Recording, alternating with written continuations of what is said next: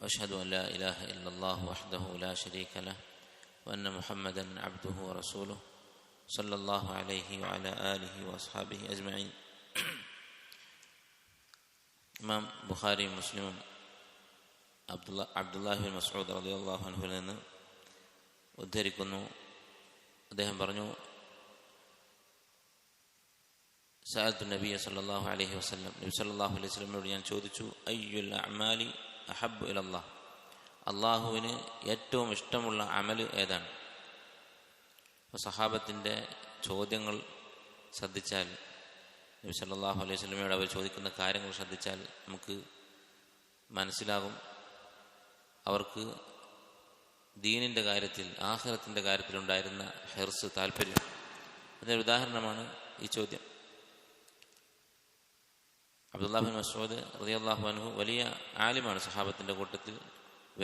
വിരലിലെണ്ണാവുന്ന ഉലമാക്കളെ നോക്കിയാൽ അതിലൊരാളാണ് ഇബ്നു മസ്ഊദ് റളിയല്ലാഹു അൻഹു. അദ്ദേഹത്തിന് ഇബാദത്തുകളെ കുറിച്ച് അറിയാം, ഇസ്ലാമിൽ എന്തൊക്കെ ഇബാദത്തുകളാണ് ഉള്ളത് എന്നറിയാം. പക്ഷെ അതിലേറ്റവും അഫ്ദലായ ഇബാദത്ത് ഏതാണ് എന്നറിയാൻ വേണ്ടിയാണ് അദ്ദേഹം ചോദിക്കുന്നത്. അപ്പോൾ നമുക്കിതൊരു മാതൃകയാണ്. ദുനിയാവിൻ്റെ കാര്യത്തിൽ നമ്മളൊക്കെ ചെയ്യുന്നതുമാണ്. കച്ചവടം ചെയ്യുന്നവരും വിദ്യാഭ്യാസം നേടുന്നവരും ഒക്കെ ഏറ്റവും ലാഭകരമായ കച്ചവടവും ഏറ്റവും ഉപകാരമുള്ള വിദ്യാഭ്യാസവും ഒക്കെയാണ് അന്വേഷിക്കുക.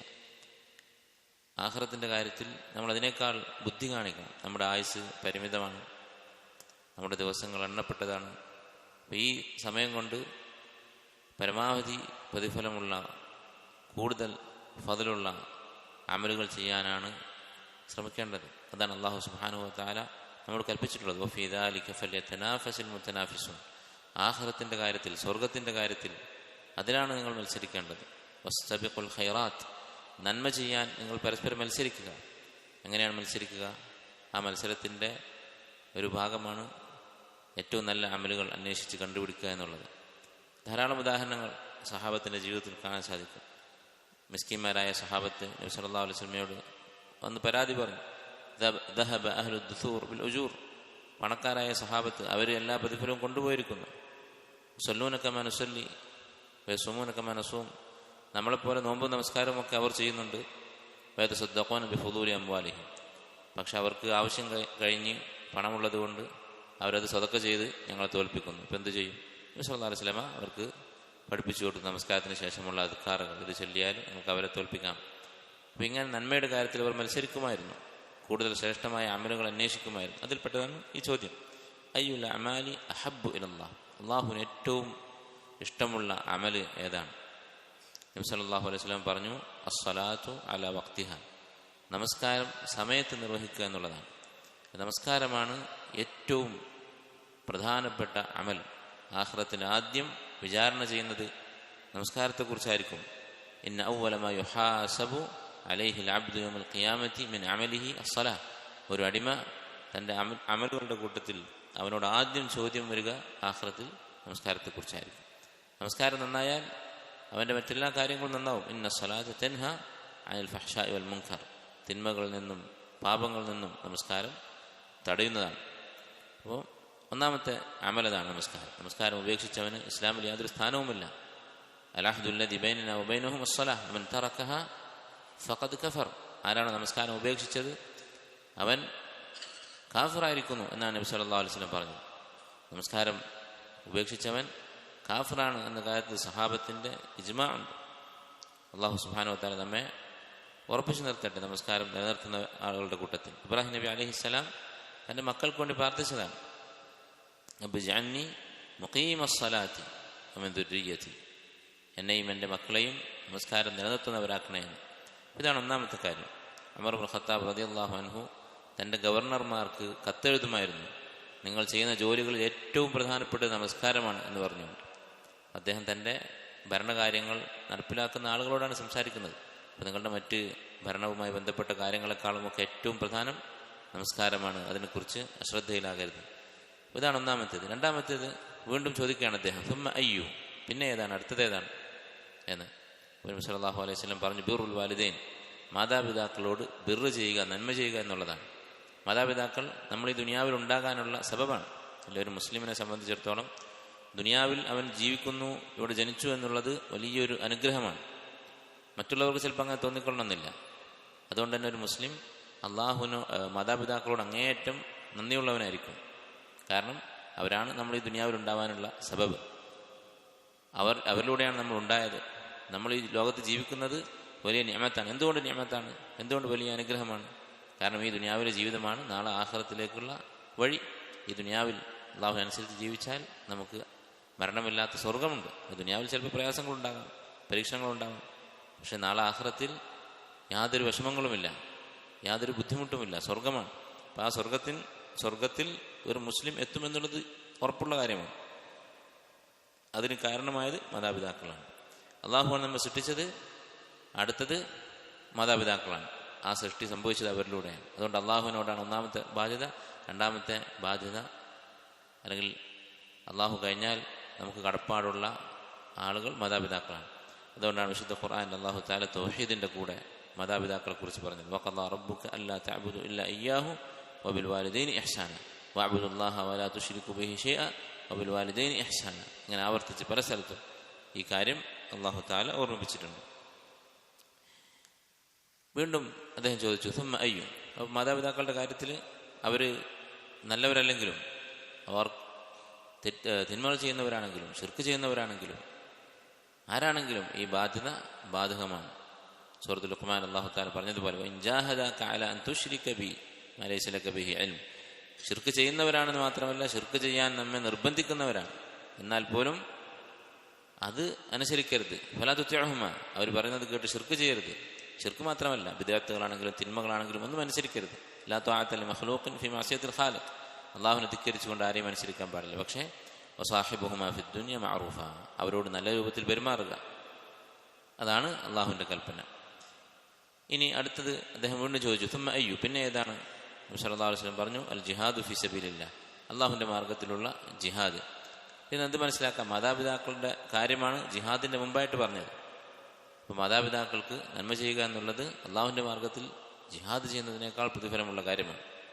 അല്ലെ, രോഗിയായ അല്ലെങ്കിൽ പ്രായമായ മാതാപിതാക്കൾ ഉണ്ടായിരിക്കെ ജിഹാദ് ചെയ്യാൻ വേണ്ടി വന്ന ഒരു സഹാബിയോട് നബി സല്ലല്ലാഹു അലൈഹി വസല്ലം പറഞ്ഞു ഫഫീഹിമാ ഫജാഹിദ്. അവരുടെ കാര്യത്തിൽ നീ ജിഹാദ് ചെയ്യുക എന്നാണ്. മറ്റൊരു സഹാബിയോട് അവിടെ നിന്ന് പറഞ്ഞു ഇൽസം ഖദമൈഹ ഫതമ്മൽ ജന്ന. നിന്റെ ഉമ്മയുടെ കാല് നീ പിടിക്കുക, കാൽക്കൽ നിൽക്കുക എന്ന് പറഞ്ഞാൽ അവർക്ക് ഖിദ്മത്ത് ചെയ്യുക, നീ സ്വർഗത്തിൽ പ്രവേശിക്കും. വിശുദ്ധ ഖുർആനിൽ അല്ലാഹു തആല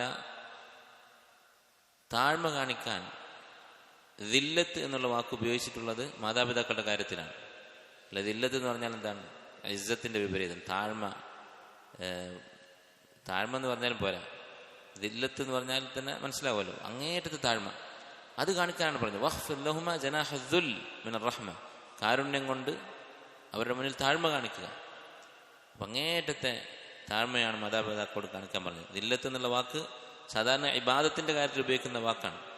എന്താണ് ഇബാദത്ത് എന്ന് പറഞ്ഞാൽ? അതിൻ്റെ അർത്ഥം അഖ്സ ഗായത്തിൽ ഖുദൂഇ വദ്ദില്ല എന്ന് പറയാറുണ്ട് ചില പണ്ഡിതന്മാരും അറബി ഭാഷാ ഗ്രന്ഥങ്ങളിലും. അങ്ങേയറ്റത്തെ താഴ്മ, ആ വാക്കാണ് ഉപയോഗിച്ചത് മാതാപിതാക്കളുടെ കാര്യത്തിൽ. വഖ്ഫിദ് ലഹുമാ ജനാഹദ്ദുല്ലി മിനർ റഹ്മ. അപ്പോൾ അവരോട് അവരുടെ ആവശ്യങ്ങൾ നിറവേറ്റി കൊടുക്കുക എന്നത് മാത്രമല്ല, അത് ദില്ലത്തോടു കൂടി ആയിരിക്കണം. നമ്മൾ വളരെ അഭിമാനത്തിൽ ഇതാ ഞാൻ നിങ്ങളുടെ കാര്യങ്ങളൊക്കെ ചെയ്യുന്നുണ്ട് എന്ന് പറഞ്ഞ് ഇസ്സത്തോടു കൂടിയല്ല, മറിച്ച് അങ്ങേയറ്റത്തെ താഴ്മയോടുകൂടിയാണ് അവരെ തൃപ്തിപ്പെടുത്തേണ്ടതും അവർക്ക് ബിർറ് ചെയ്യേണ്ടതും. അടുത്തതായി പറഞ്ഞത് ജിഹാദിനെ കുറിച്ചാണ്. ജിഹാദ് എന്ന് പറഞ്ഞാൽ എന്താണ്? ജിഹാദ് പല രൂപത്തിലുണ്ട്. സ്വന്തം നഫ്സിനോടുള്ള ജിഹാദുണ്ട്, ഷെയ്ത്താനോടുള്ള ജിഹാദുണ്ട്, ശത്രുക്കളോടുള്ള ജിഹാദുണ്ട്. ഇത് മൂന്നും വിശുദ്ധ ഖുർആനിലും നബി സല്ലല്ലാഹു അലൈഹി വസല്ലമയുടെ സുന്നത്തിലും കാണാൻ സാധിക്കും. ഒന്നാമത്തേത് സ്വന്തം നഫ്സിനോടുള്ള ജിഹാദാണ്. അത് ചെയ്തവർക്ക് മാത്രമേ ശത്രുക്കളോടുള്ള ജിഹാദിൽ ഉറച്ചു നിൽക്കാൻ സാധിക്കുകയുള്ളൂ എന്ന് ഇമാം ഇബ്നുൽ ഖയ്യിം റഹിമഹുല്ലാഹ് അതുപോലെ ധാരാളം പണ്ഡിതന്മാർ പറഞ്ഞത് കാണാം. സ്വന്തം നഫ്സിൻ്റെ ആഗ്രഹങ്ങൾ, ഹറാമുകളോടുള്ള ആഗ്രഹങ്ങൾ, അതുപോലെ തന്നെ അള്ളാഹു നിർബന്ധമാക്കിയ കാര്യങ്ങൾ ചെയ്യാനുള്ള മടി, ഈ കാര്യങ്ങളിലൊക്കെ സ്വന്തം നഫ്സിനോട് പോരാടുക. ഇബ്നുൽ ഖയ്യിം പറഞ്ഞത് കാണാം ഇത്തഫഖൽ ആരിഫൂൻ, അറിവുള്ളവർ ഏകോപിച്ചിട്ടുണ്ട് അല അന്ന അഅദാഇൽ മർഇ നഫ്സുഹു അല്ലതി ബൈന ജംബൈഹി. ഒരു മനുഷ്യന്റെ ഏറ്റവും വലിയ ശത്രു അവൻ്റെ രണ്ട് തോളുകൾക്കിടയിലുള്ള അവൻ്റെ മനസ്സാണ്, അവൻ്റെ കൽബാണ്. അപ്പോൾ നമ്മുടെ നഫ്സ്, അതാണ് നമ്മുടെ ഏറ്റവും വലിയ ശത്രു എന്ന് പറയുന്നത്. അതിനെ തോൽപ്പിച്ചാലേ മറ്റു ശത്രുക്കളെ തോൽപ്പിക്കാൻ സാധിക്കുകയുള്ളൂ. അതുപോലെ തന്നെ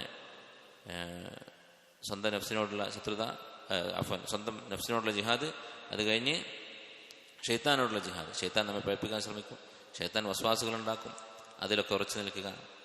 മൂന്നാമത്തേത് ജിഹാദുൽ അദ, ശത്രുക്കളുമായുള്ള ജിഹാദ്. അതിൻ്റെ നിബന്ധനകളുണ്ട്. മുസ്ലിം ഭരണാധികാരികളാണ് അതിൻ്റെ ഉത്തരവാദികൾ. ഇവിടെ നമ്മുടെ സാഹചര്യത്തിൽ ചെയ്യേണ്ട ജിഹാദിൽപ്പെട്ടതാണ്, ശത്രുക്കളോടുള്ള ജിഹാദിൽപ്പെട്ടതാണ് ദഅവത്ത് എന്ന് പറയുന്നത്. വിശുദ്ധ ഖുർആൻ അല്ലാഹു തആല പറഞ്ഞു, വജാഹിദുഹും ബിഹി ജിഹാദൻ കബീറ. വിശുദ്ധ ഖുർആൻ കൊണ്ട് ജിഹാദ് ചെയ്യുക. എന്താണ് ഖുർആൻ കൊണ്ടുള്ള ജിഹാദ്? ദഅവത്താണ്, ഇൽമാണ്. അല്ലാഹു തആല പറഞ്ഞു, വമാ കാനൽ മുഅ്മിനൂന ലിയൻഫിറു കാഫ. നബി സല്ലല്ലാഹു അലൈഹി വസല്ലമയോടും സഹാബത്തിനോടും ജിഹാദിന്, യുദ്ധത്തിന് കൽപ്പിച്ചുകൊണ്ടുള്ള ആയത്താണ് സൂറത്ത് തൗബയിൽ. അതിൻ്റെ അവസാനം പറയുകയാണ്, ജിഹാദിൻ്റെ ഫضൽ പറഞ്ഞു, ജിഹാദ് ചെയ്യാതെ പിന്മാറി നിൽക്കുന്ന മുനാഫിക്കുകളെ കുറിച്ച് വിശദീകരിച്ചു, അവരെ ആക്ഷേപിച്ചു. ഇതാണ് സൂറത്ത് തൗബയുടെ വിഷയം. എന്നിട്ട് അത് അവസാനിപ്പിക്കുകയാണ്, വമാ കാനൽ മുഅ്മിനൂന ലിയൻഫിറു കാഫ. ഇത് കേട്ട് എല്ലാവരും ഈ ജിഹാദിൽ പങ്കെടുക്കേണ്ടതില്ല. ഫലൗലാ നഫറ മിൻ കുല്ലി ഫിർഖത്തിൻ മിൻഹും ത്വായിഫത്തുൻ ലിയതഫഖഹു ഫിദ്ദീൻ. ഒരു വിഭാഗം ദീൻ പഠിക്കാൻ വേണ്ടി ഒഴിഞ്ഞിരിക്കേണ്ടതുണ്ട്. വലിയുൻദിറു ഖൗമഹും ഇദാ റജഉ ഇലൈഹിം ലഅല്ലഹും യഹ്ദറൂൻ. അതുപോലെ ഈ ദീൻ പഠിച്ചിട്ട് ജിഹാദിന് പുറപ്പെട്ട തങ്ങളുടെ സഹോദരങ്ങൾ തിരിച്ചു വരുമ്പോൾ അവരെ പഠിപ്പിക്കാൻ വേണ്ടി, കാരണം അവർക്ക് അവരുടെ തിരക്കിനിടയിൽ ദീൻ പഠിക്കാൻ സാധിക്കുകയില്ല. അപ്പോൾ അവരെ ദീൻ പഠിപ്പിക്കാൻ ഒരു വിഭാഗം ഒഴിഞ്ഞിരിക്കണം. ഇത് മുസ്ലിം ഉമ്മത്തിൻ്റെ ബാധ്യതയാണ്. ഒരു വിഭാഗം ആളുകൾ അള്ളാഹുവിൻ്റെ ദീൻ പഠിക്കാൻ വേണ്ടി ഒഴിഞ്ഞിരിക്കുക എന്നുള്ളത് വളരെ പ്രധാനപ്പെട്ട കാര്യമാണ്. അപ്പോൾ ഇതാണ് മൂന്നാമത്തെ അമലായി നബി സല്ലല്ലാഹു അലൈഹി വസല്ലം പഠിപ്പിച്ചത്, ജിഹാദ്. ആ ജിഹാദിൽ ഇന്ന് നമുക്ക് ചെയ്യാൻ പറ്റുന്നത് ഈ ആയത്തിൽ പറഞ്ഞ കാര്യമാണ്, ഇൽമ് പഠിക്കുകയും അത് പ്രചരിപ്പിക്കുകയും ചെയ്യുക എന്നുള്ളതാണ്. അപ്പോൾ ഇൽമിൻ്റെ ഫضൽ ഇതിൽ നിന്ന് മനസ്സിലാക്കാം.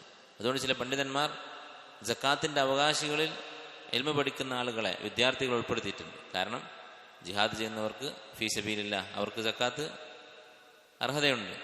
അവരുടെ കൂട്ടത്തിൽപ്പെട്ടവരാണ് തുല്ലാബുൽ ഇൽം എന്ന് പറഞ്ഞ പണ്ഡിതന്മാരുണ്ട്. അല്ലാഹു സുബ്ഹാനഹു വ തആല നമുക്ക് തൗഫീഖ് ചെയ്യട്ടെ. അവൻ ഇഷ്ടപ്പെടുന്ന അമലുകൾ ചെയ്യാം. അള്ളാഹു കൂടുതൽ ഇഷ്ടപ്പെടുന്ന അമലുകൾ കൂടുതൽ ചെയ്യാൻ പരിശ്രമിക്കുക. നമുക്ക് കുറച്ച് സമയം കിട്ടിയാൽ നമസ്കാരത്തിന്, ഫർളും സുന്നത്തുമായ നമസ്കാരത്തിന് അതിനാണ് മുൻഗണന കൊടുക്കേണ്ടത്. അതുപോലെ തന്നെ ഈ പറഞ്ഞ ബിറുൽ വാലിദൈൻ, മാതാപിതാക്കളോട് നന്മ ചെയ്യലും, ദീൻ പഠിക്കലും, ദഅവത്ത് ചെയ്യലും, ഈ കാര്യങ്ങളിൽ നമ്മുടെ സമയം ചെലവഴിക്കാൻ ശ്രമിക്കുക. അല്ലാഹു സുബ്ഹാനഹു വ തആല നമുക്ക് അതിനുള്ള തൗഫീഖ് നൽകി അനുഗ്രഹിക്കുമാറാകട്ടെ. സല്ലല്ലാഹു വസല്ലം അലാ നബിയിന മുഹമ്മദ് വഅലാ ആലിഹി വസ്ഹബിഹി അജ്മഈൻ. വൽഹംദുലില്ലാഹി റബ്ബിൽ ആലമീൻ.